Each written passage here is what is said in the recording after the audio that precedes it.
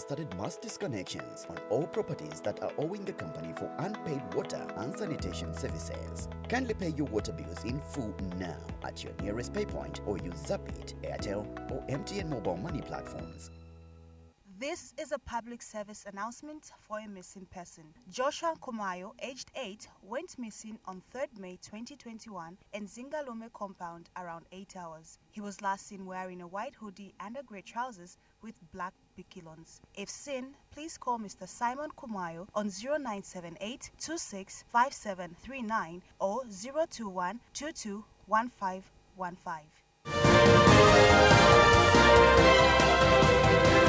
Fruits are disappearing everywhere, and reports reaching us indicate that there's a sudden shortage of fruits on the shelves, markets, and on the streets. Mangoes, pineapples, bananas, guavas, and other fruits have left the shelves here. We don't know what's going on. Tinasakira mafruits, tinasakira yanaenda mafruits kulibe. Kulichape kandoro. Manya nzakulisha che kandoro. We refuse to give up on this problem.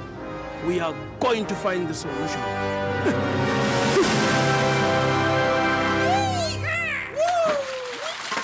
We dance till the sunrise. Happiness and love aboard. Here we find paradise. From Cancer to Capricorn. Pick your flavor, fresh and healthy. Tropics is the juice you can savor. All fruits yearn to become tropics. Introducing Tropics Fruit Juice Blend, a paradise of fruity freshness. Trade Kings, improving lives.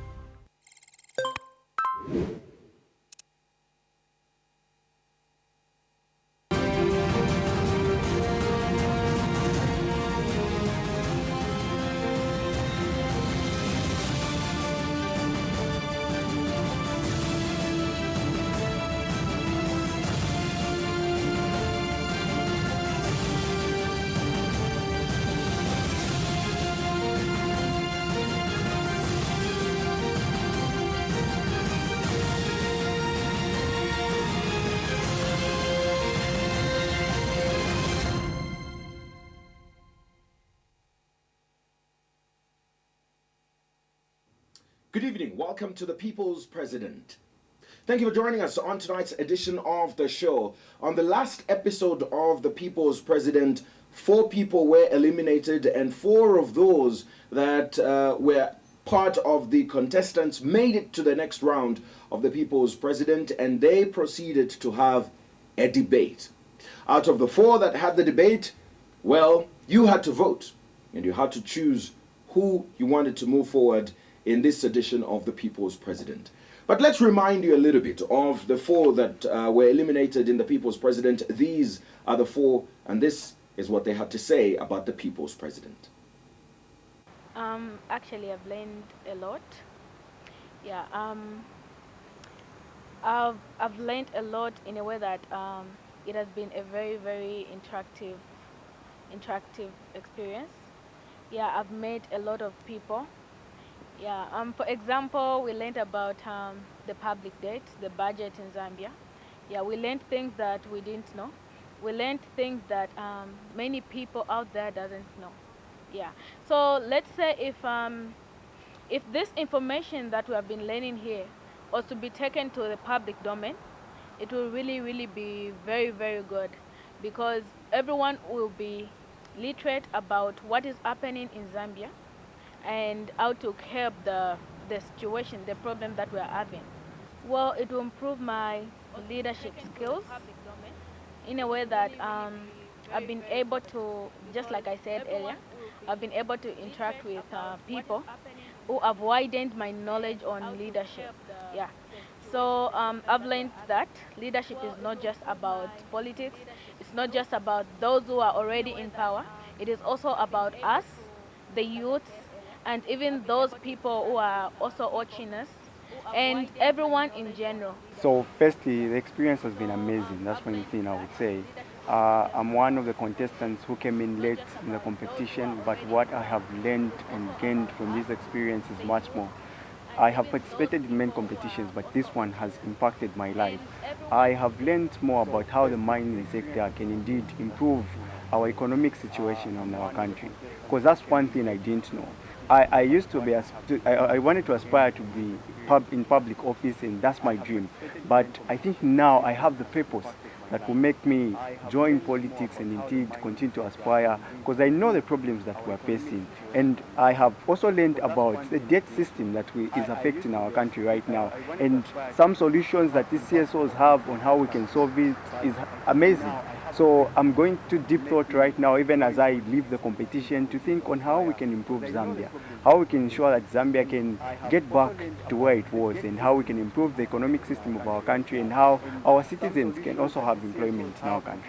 Well, I must be honest with you that I've learned a lot through this experience, more especially after the manifestos were presented. I think the following day we had facilitation meetings from CTPD, we had facilitation meetings from Oxfam, we had facilitation meetings, and I think from Pastor Benjamin Duve, Benjamin Maperada, and so we learned really a lot.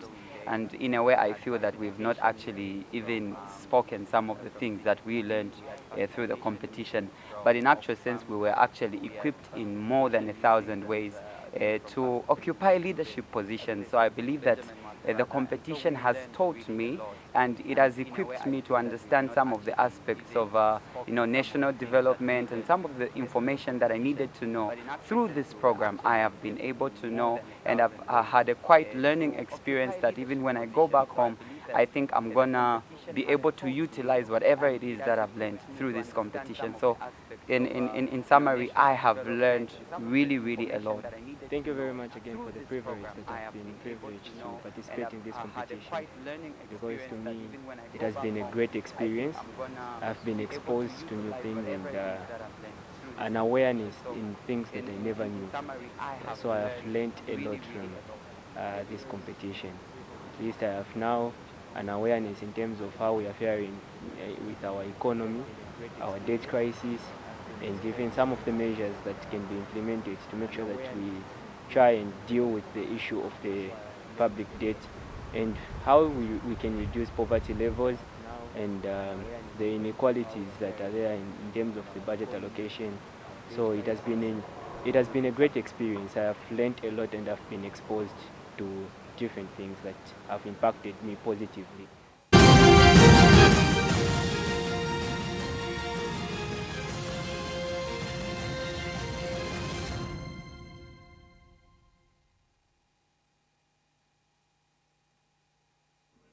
We're wishing those four the very best as they continue with their endeavors to be leaders of this great country. But the four that proceeded did make sure that they impressed, but not all of them will proceed to this challenge on today's edition of The People's President. They're joining me via video conferencing before they do make it to the studio, and this is because today they will be appearing on a 15-minute edition of Costa.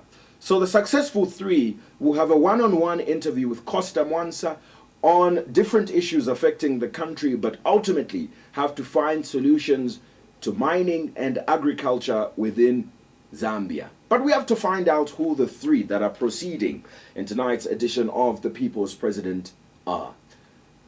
And I have my contestants joining me via video conferencing. Thank you so much, guys, and I hope you're doing all right. You're feeling all right, isn't it? Well, you can smile. You're not dying. You can smile. You can just find it within you to smile.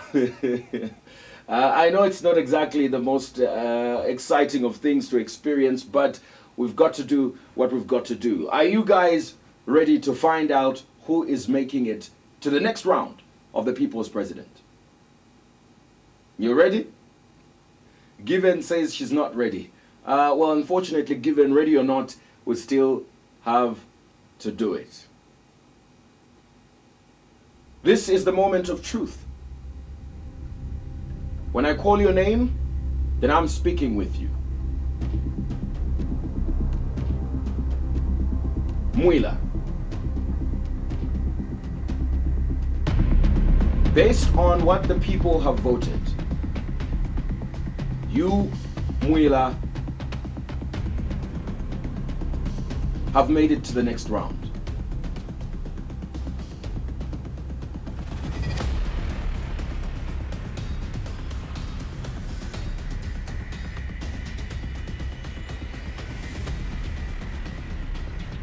Given. Please nod your head if you can hear me, Given.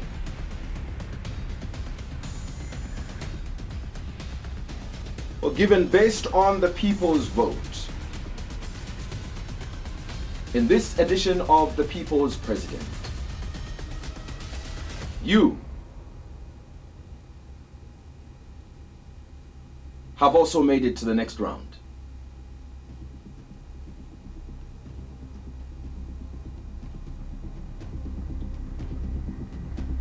Bari Ilunga Kiembe and Karisto Mumba, one of you guys is going home tonight, and one of you guys makes it to the next round. Gentlemen, if you can hear me, please nod your heads.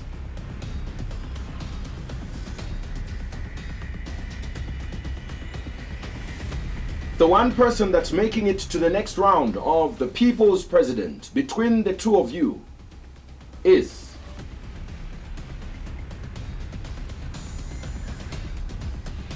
Karisto Mumba.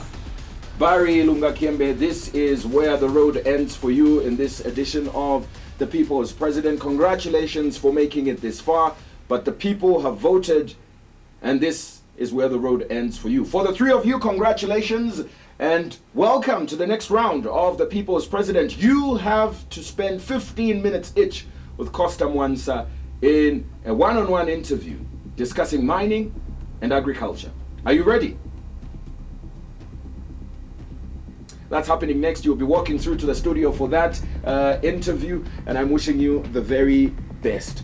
And congratulations to you for voting through the platform that was provided. That's Diamond TV Zambia. And well, look forward to what's going to be happening on this edition of The People's President. The three different contestants will now come after this break to have a one-on-one interview with Costa Mwansa. And well, let's look forward to that. They will be discussing mining and agriculture, and I'm looking forward to an interesting discussion.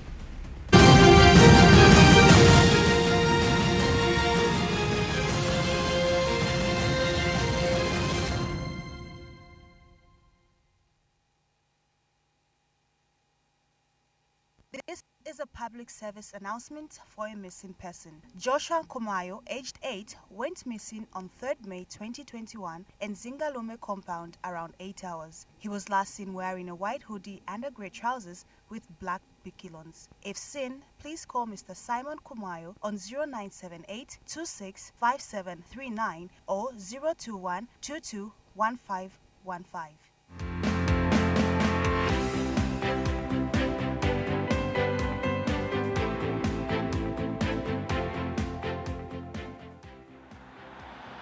Growing up, my mother always said, imitikula empanga. And true to our word, we are grown and we are the majority population of Zambia. Now with us being grown, yes, we are excited that we might be first-time voters. But with excitement comes worry because we might not know where to get all the factual and accurate information about the 2021 general elections. Well, worry no more because Diamond TV got us. You can catch all the factual and accurate information about the 2021 general election on Diamond TV. Plus, the good thing is, even when mom sends me to buy vegetables, I know I can always be in contact with what's happening on the online streaming platforms. Now, if that's not them gutting us or having our back, then I don't know what is.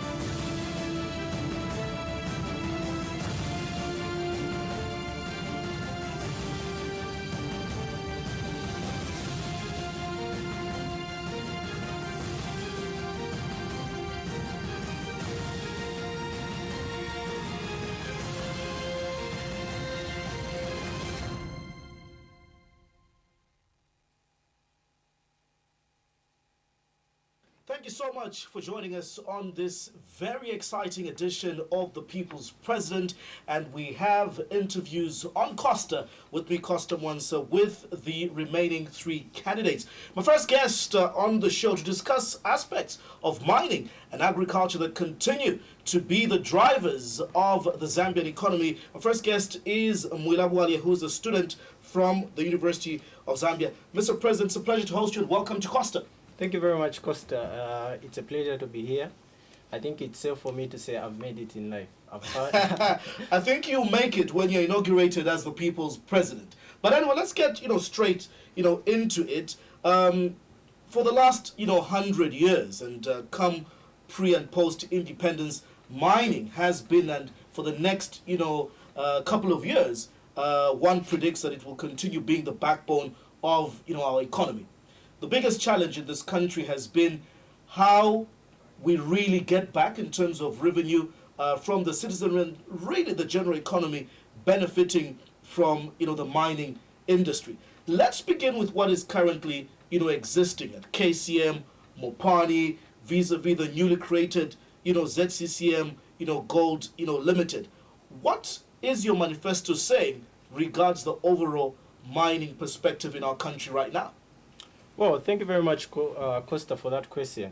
For some time now as a country, we've been singing about diversifying our economy from that which depends on mining to that which depends on agriculture and tourism.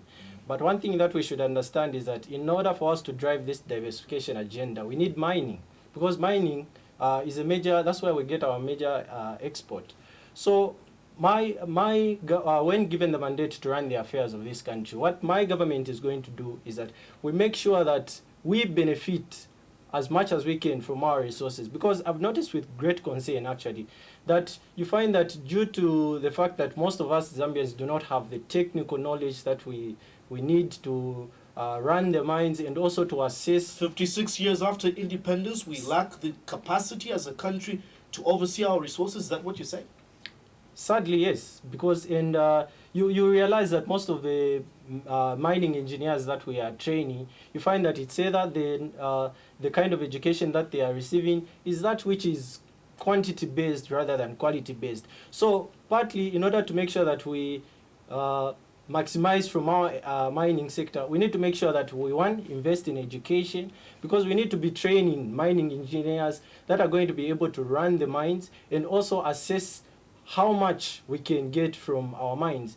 Because mining companies will come, some of them will... Yeah, please go ahead. Some of them will inflate prices, and what they do is they won't give us the real figures as to how much we are supposed to gain as a country from it. I beg to differ, Mr. President, on that, because, look at countries, for example, like Namibia. Yes. The Chamber of Mines in Namibia is being run by Mr. Vesto Mulangwa, who's a Zambian. You've got people like Dr. Paz Kasolo, who's probably the second African person I know on the African continent who's a gold mineralogist. You've got so many people in Canada, in Australia, that are Zambians. Talk about Dr. Sixtus Mulenga. Surely, how would you say that 56 years after independence, Zambia is not ready to have its own people-run mines? No. And this is what we've seen actually with the current administration. Look at the takeover of Mopani. You're talking about 100% ownership. You want Zambians to take over. The issues at KCM. So you are saying if you took over power in your manifesto, you still want to see Zambia's mineral resources in the hands of foreigners, and the best is to invest in education. What is your time frame for Zambians to get ready if we are not ready 56 years since independence? Costa, what's the... us taking over all the mines without having the capacity befits the whole purpose. I'm not saying Zambians do not have the capacity, but we need to make sure that the kind of education that we have is that which trains our people to... That's what I'm disagreeing with. You just said we don't have the technical capacity, and I'm arguing probably what we don't have is the financial capacity. Partly, yeah, true. That's true. So you're agreeing with me that we do have the technical capacity? Yeah, I do. You agree with me? Yes. So then if that is the situation, really, because if we give examples of what has been happening in Chile, Australia, and other countries, Mr. President, are you saying that still a country that is endowed with gold, copper, and so on, needs foreigners to come and teach them how to mine? And this is the big question. How are you proposing that Zambians and this economy begins benefiting from its mineral resources, which we know is a depleting asset? Costa, education is a very important thing. Even if we take over all the mines as a country and we do not have the education, we do not have the expertise, it defeats the whole purpose. I'm not advocating for us to call foreigners to take over our mines, no. What I'm saying is we need to make sure that we invest in education so that 20 years, 30 years from now, we can have young men and women that are trained to run the mines, so that by that time we'll be able to maximize, won't need even the foreigners after all. So, you know, just taking over the mines is not enough.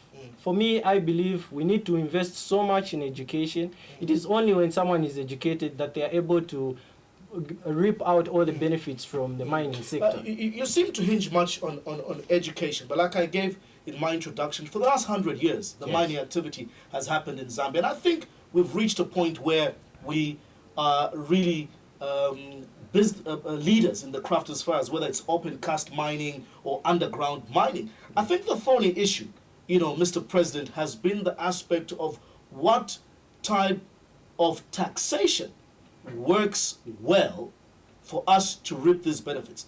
And I don't know if you are aware, but since 2008 up until 2019, we've seen the tax regime in the mining sector change 9 times. And this has worried investors and mining operators alike. So I want you to give us your understanding, first of all, of where we are currently with the current mining tax regime and what your government would be proposing.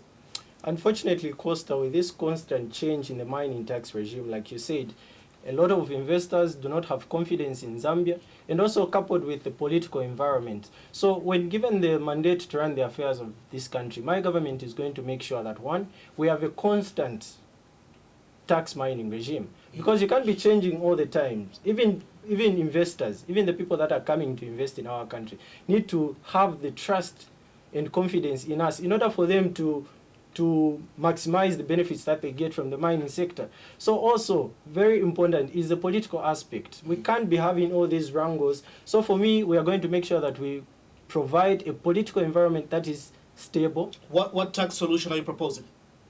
Well, we are going to make sure that as far as tax is concerned, we are going to make sure that we come up with a system where if the copper prices, for example, are high, we also get high amounts from Is that from windfalls? Because currently we have a sliding scale tax system under the mineral royalty arrangement, the MRT tax under the Mines and Minerals Development Act. That is what is happening. When the copper prices go high, you have a sliding scale, but that also applies with windfall. So which one are you proposing? The windfall. The one that where if the copper prices are high, we also get more. If the copper prices are low, we become flexible. But this is so what we don't mining be experts constant. said. We tried in the Mwansa regime, and immediately he passed on. Former Finance Minister Stumbeko Msokotwane, turned around because it was going to really be catastrophic for our economy. So even when you look at other jurisdictions like Chile, Australia, they are no longer using the windfall. It's not a working taxation. Why would you propose that? Costa, we have to be very fair as a country. In as much as we want to gain from these mining companies, we have to make sure that even them, they can see the benefits from it. We have to make sure that we come up with a win-win solution. And you believe that windfall is a win-win situation? Yes. Finally, let's quickly tackle the aspect of, agriculture, because this, again, other than mining, which will give us the forex, is what will alleviate poverty by putting food on the tables of many Zambians. Now, agriculture accounts for 70% of our unemployment, especially with peasant farmers. The key question, what would your government, do to make it work for the entire country? Are you happy with the current structure of FISIP that is gobbling a lot of money, in excess of 1.2 billion every year in the budget? The IMF, for example, is saying such subsidies must be cut off if agriculture has to improve in our country. What is your take? Well, I don't believe such subsidies should be cut off. Because, agriculture is something that is close to my heart. I personally come from an area that is dominated by agriculture. So, for me, when we are given the mandate to run, we are going to make sure that we come up with a sustainable a competitive and export-led agriculture sector. You know, we cannot be having the agriculture sector employing a lot of Zambians, but yet we have little to export. It is very shameful as a country. So we need to make sure that we come up with an agriculture sector, like I said, that is sustainable. Zambia has to be the food basket of Southern Africa. As we conclude, what do you think makes your manifesto and your ideas the best for the Zambians at this current moment, as opposed to your competitors in other the other candidates on this particular platform? Thank you very much, Costa. I actually took some time to read the manifestos of all my other colleagues, and if you read those manifestos, you are going to tell that my manifesto is the one that provides clear steps on how we are going to achieve whatever we want. You know, it is not enough to have a vision. It is not enough to have a plan. You need to outline exactly how you are going to do it. And it is the how part that differentiates leaders. So for me, I have a manifesto that Zambians can look up to and have hope. So that is basically it. President Mwila Bwale, or is it Walia Mwila? Guess the surname. It's Walia Mwila. Walia Mwila.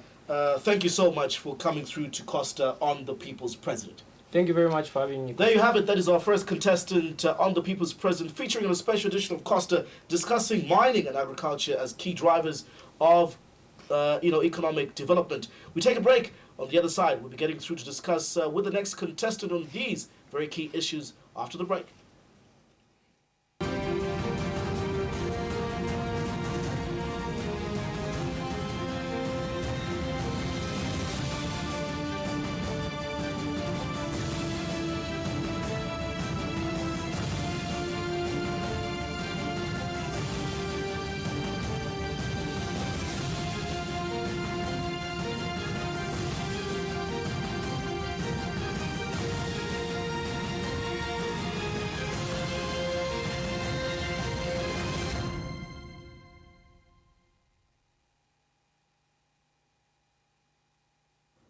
Thank you for still staying with us, and if you're just tuning in, this is the People's President, a very special edition of Costa, with me, Costa Mwansa. My next guest is a contestant, the only female contestant remaining in the People's President in the run to inauguration. Her name is Given Kapolio, a student of Kwame Nkrumah University. We discuss mining and agriculture as key drivers of economic development. Madam President, it's a pleasure to host you and welcome to the show. Congratulations for coming this far and making it to the top 3.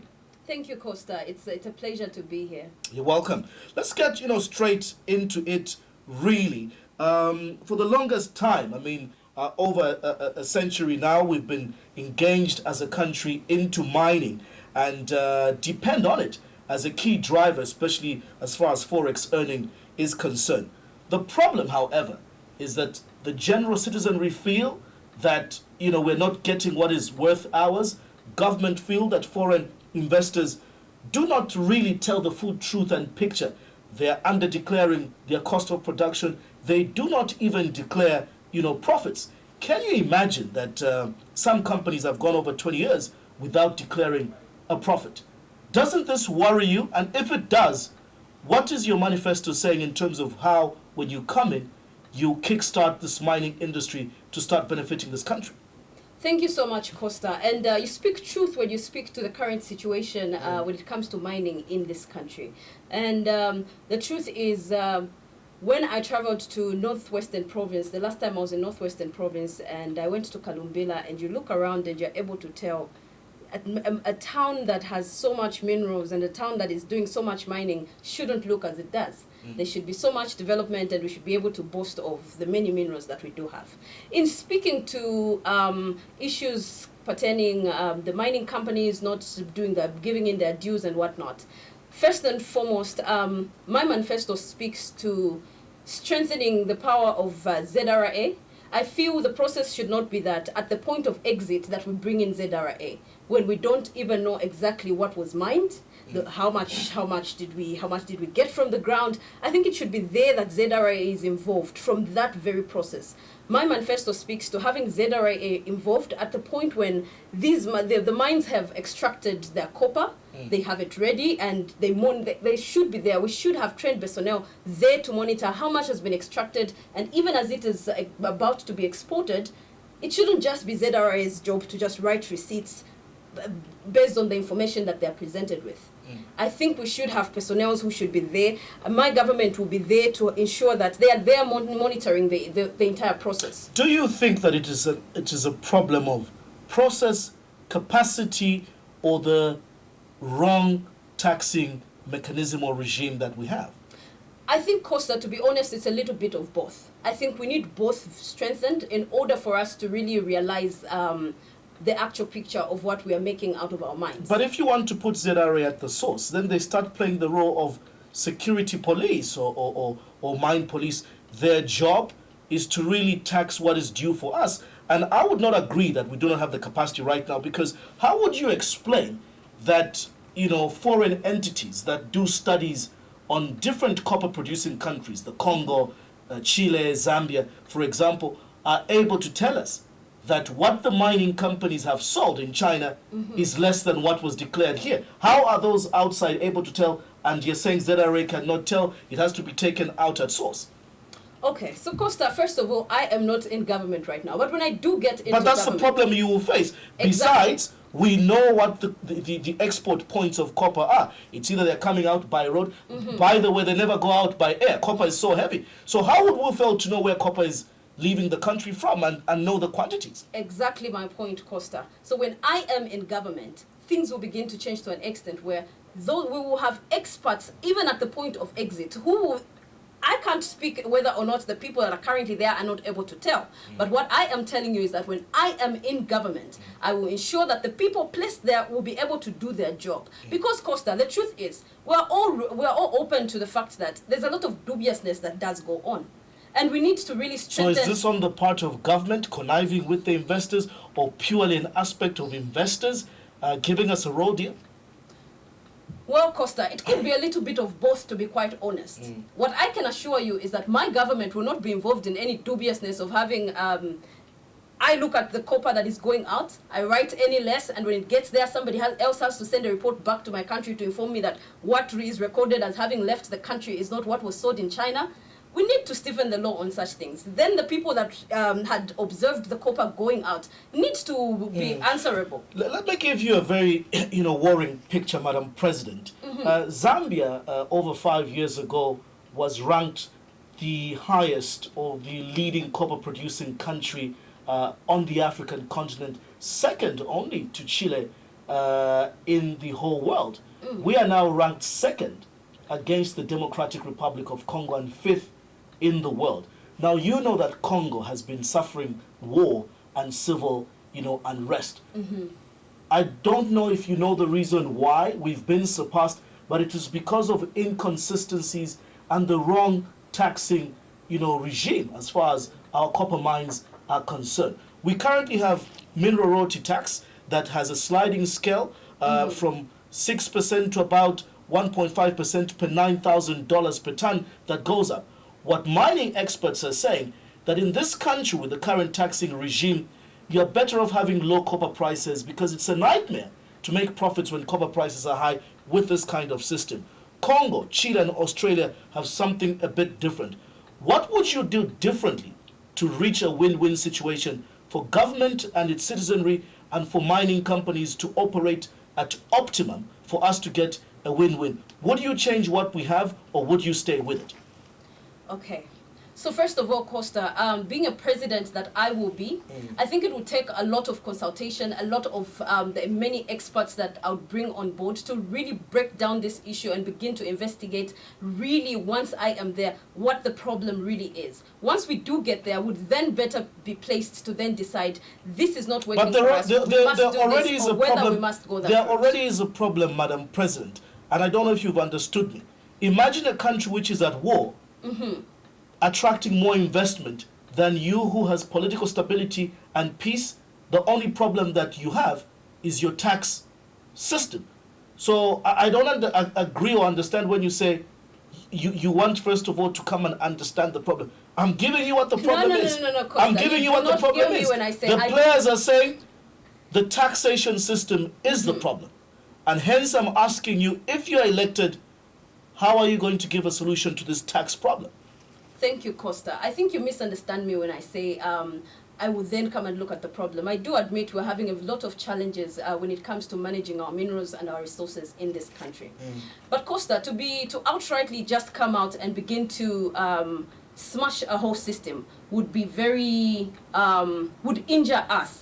I do believe that we should be getting more than what we're actually getting from the minerals that we do have. And I do believe that with the minerals that we do have, our people should be benefiting even more.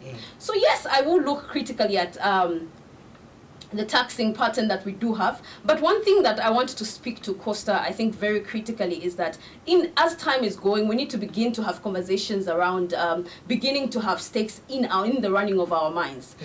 As time goes by, we need to begin to speak to owning the mines ourselves. Which is currently what is being done. But before I quickly move to agriculture, Madam President, I feel you're not answering my question and nipping it in the bud. The biggest issue here, and I want to hear from your manifesto, are you for mineral royalty tax? Are you for variable tax? Are you for windfall tax? Are you for a combination? Or are you for complete scrap off with something different? I'll give you another scenario. It is anticipated that in the next 10 years, because of electric cars, Tesla and so on, copper demand will outweigh supply.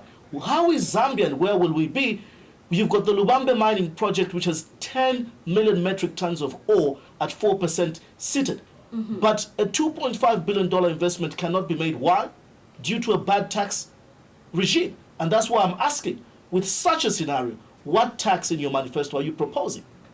Thank you, Costa. First of all, we're looking at the current tax regime that we do have. It needs a lot of work to be done to it, a lot of improvement. And at the current, my current position right now is maintaining it, but of course, bettering it. A lot of work needs to be done to it. And of course, I would go on with it, but with my government, a lot of things would be different, Costa. It would be a different woman driving the vehicle, and a lot of things would then change. Let's talk agriculture again. Backbone of the economy, 70% of employment in rural Zambia coming from this. But the key issue, we've been preaching diversification for a long time and value addition, but we're more a maize agriculture-led economy than anything else. What is it that you have in the bag to diversify this aspect of our economy? Thank you so much, Costa. My manifesto does speak to the solution to many of our challenges being a vibrant, dynamic, and diversified economy. So I have so much pleasure speaking to agriculture. First of all, Costa, the problem, you speak the truth when you speak to us being a country that produces mostly just maize. But the problem has been that we've been producing maize and it ends there. We need to get to a point where we begin to add value, even to the maize that before we even get to diversification, even to the very maize that we're currently producing. I've heard this song so many years and nobody seems to give us a solution. We order cornflakes, we order all finished products from South Africa. Costa. So how will you make it happen? I was heading that direction. So yes, you've heard it a couple of times, too many times if you ask me, but you're hearing it from me the first time. This is a different woman. So Costa, as I was saying, yes, we produce maize, but we've not been adding value to it. And I'm glad you've listened to my manifesto because you speak right from off of my manifesto.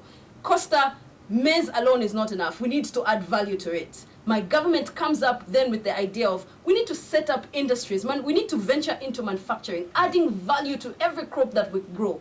Maize, for instance, which is what we're mostly familiar with, and that's what I give as an example even in my manifesto. That Costa, if we grow this maize, yes, we have mealie meal, and that's where we mostly end as a nation.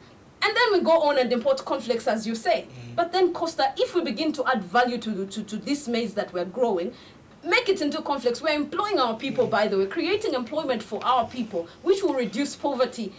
And Costa, we add value to this maize, then begin to export it. I agree that you've talked about value addition, but finally I want to find out from you, for the Zambians watching out there, we talk of a bumper harvest. Even in the previous season we've recorded, a bumper harvest. But why do we have still high mealie meal prices? Why do we have the prices of fertilizer still up when nitrogen chemicals is around and defunct, we're importing fertilizer? What will your solution be towards reducing the cost of production vis-a-vis fertilizer cost and bring the cost of mealie meal down?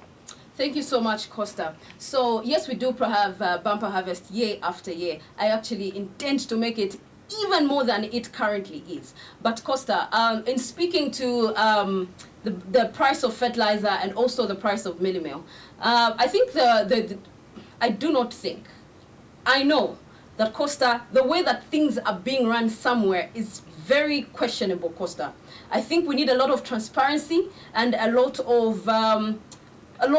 of transparency, I should say, because it is only normal, Costa. Any normal person will calculate that when we do have a bumper harvest and we have fertilizer being produced locally, Costa, it is only fair that when there's a bumper harvest, we should see that that the price of mealie meal should begin to fall. So once I am president, the logic will begin to make sense, Costa. When we do have a bumper harvest, we have fertilizer coming from within the country, from the nitrogen chemicals of Zambia in Kafiwe. We should see prices of mealie meal coming down. It is a worry, and it should worry us that our people continuously complain of the price of mealie meal, and yet we're singing the song of a bumper harvest. If there's a bumper harvest in my government, the prices of mealie meal will then begin to go down. Thank you so much, Madam President. That is our contestant from the Kwame Nkrumah University, Given Kapolio, giving us her perspective right here on Costa, special edition on the People's President on agriculture as well as the mining sector. All the best. Thank you so much, Costa. That is the only female candidate in the race to inauguration. We'll be right back with our final contestant on Costa's special edition of the People's President.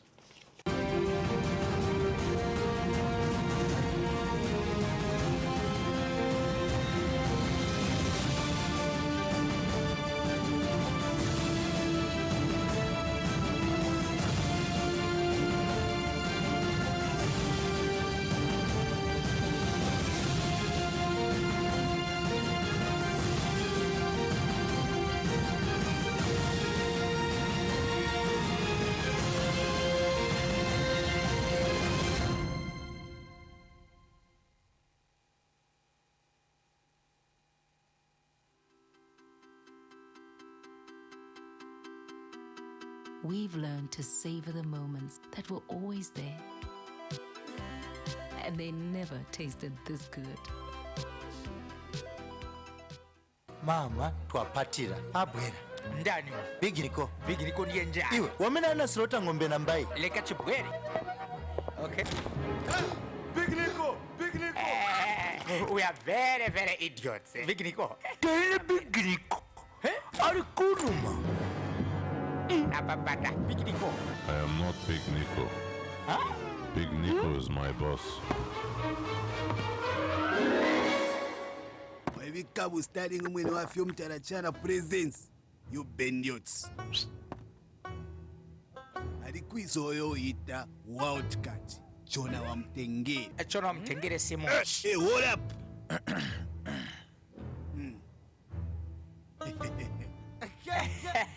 What up? Chona wa mtengere, everyone. Wildcat energy drink. Untamed energy.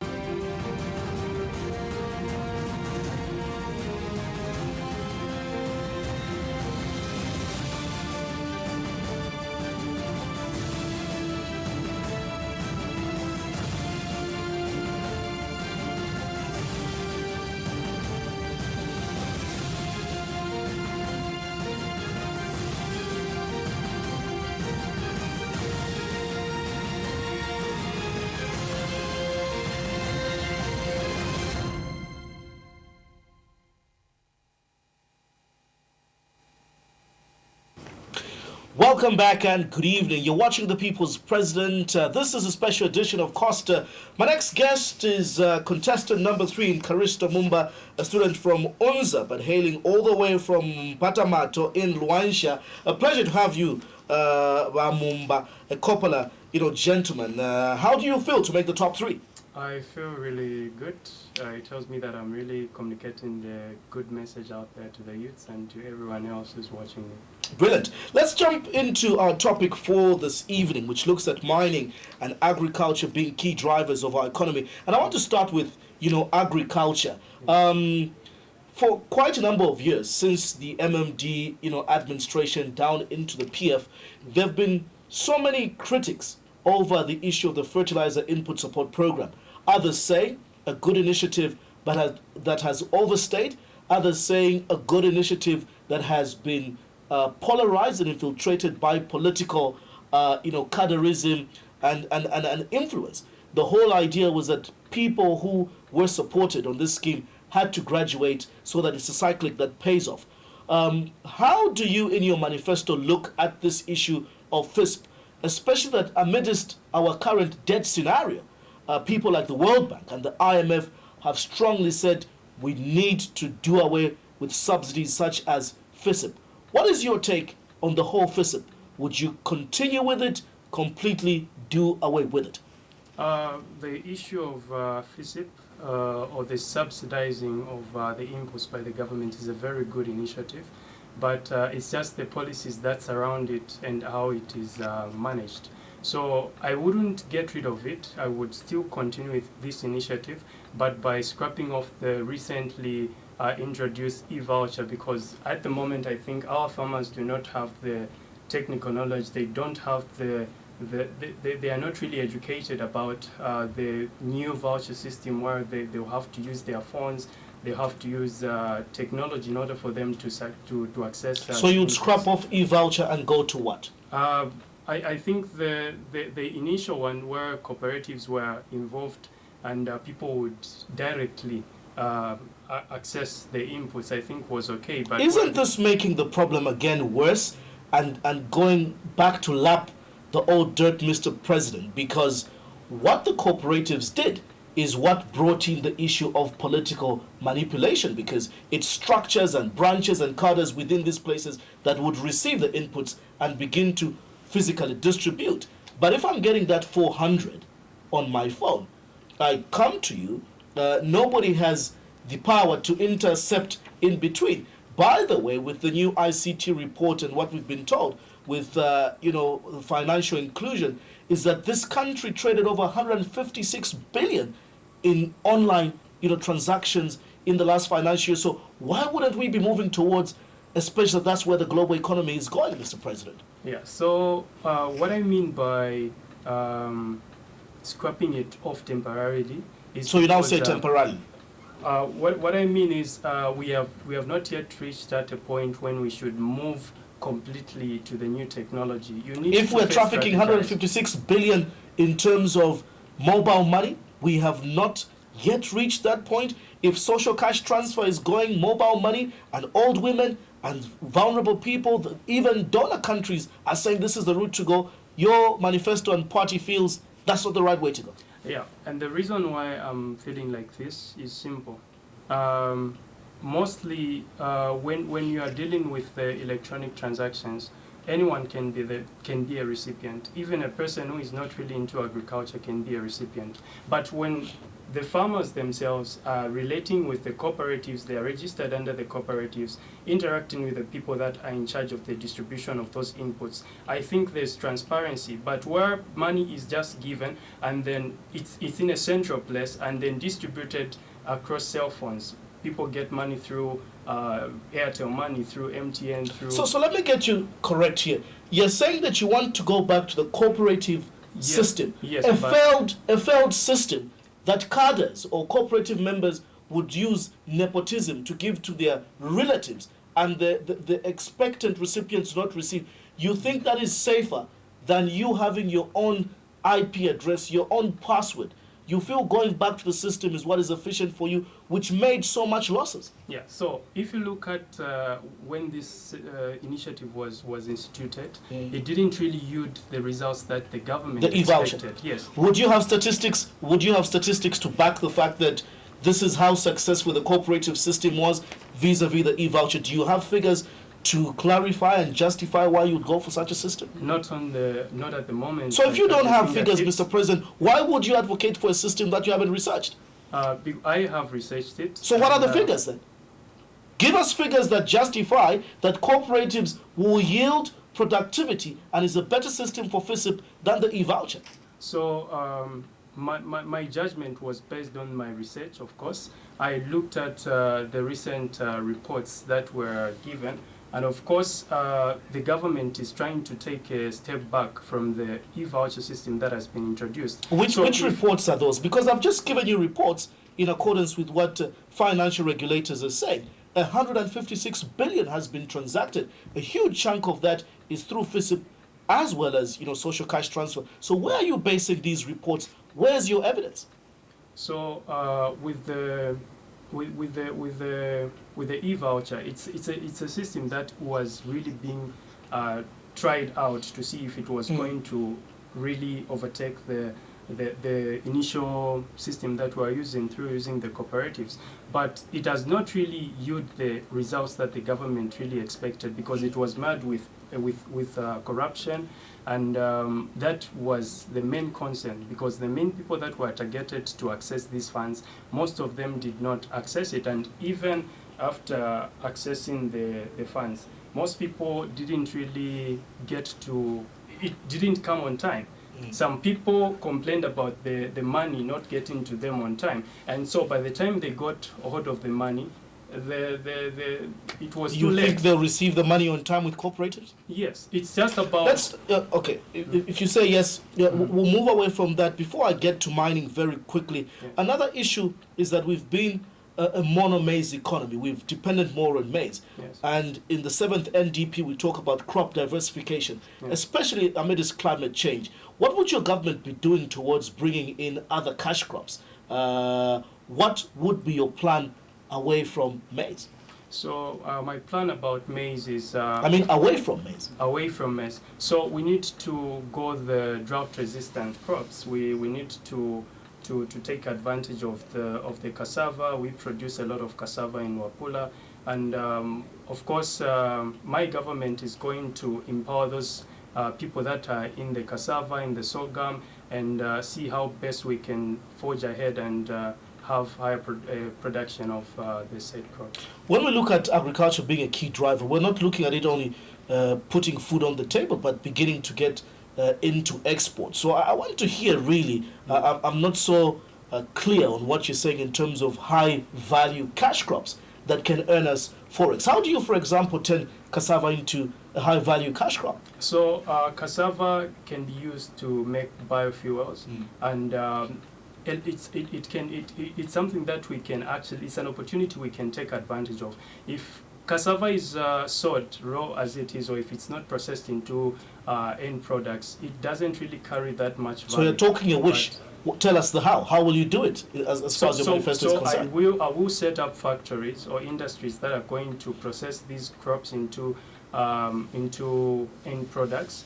By that I mean we are going to make ethanol, we are going to make these other biofuels that can come from cassava, than just to sell it on the market without adding that value. So these are crops that can be further processed for them to have that value addition, and if anything, we can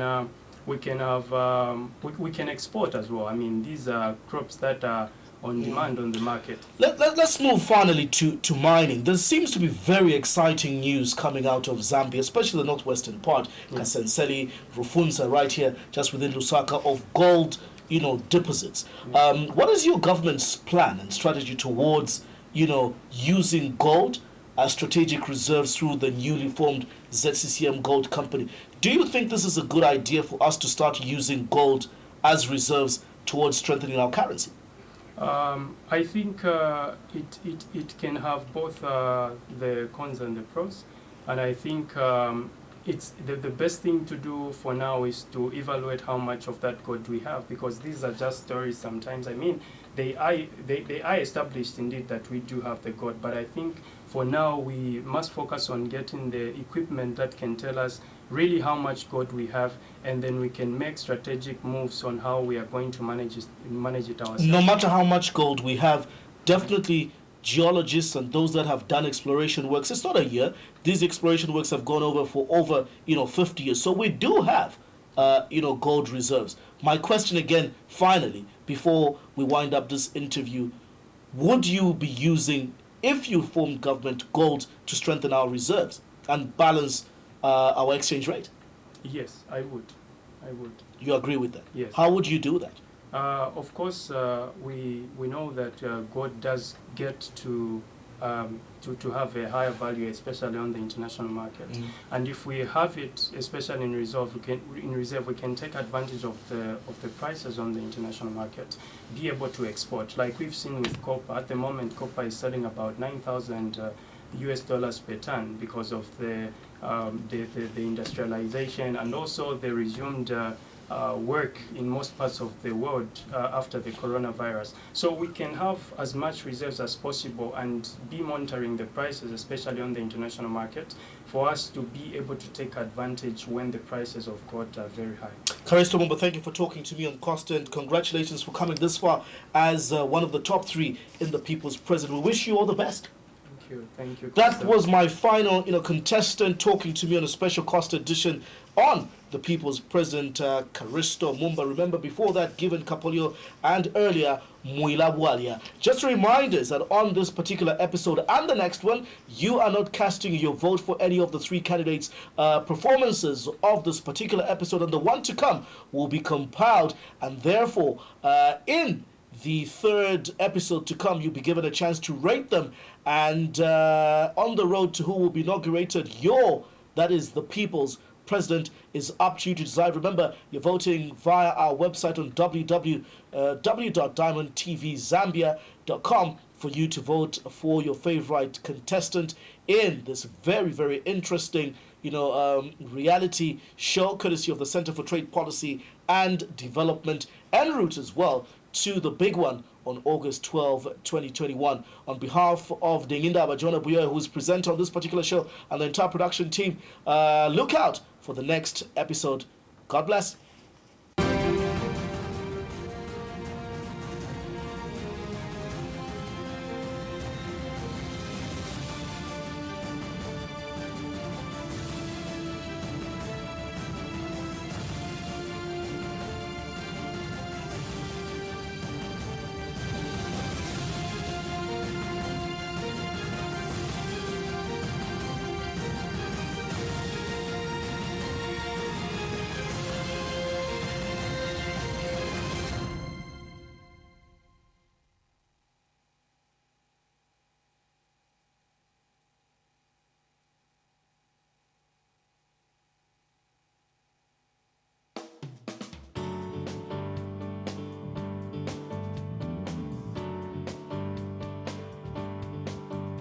Diamond TV, television reinvented.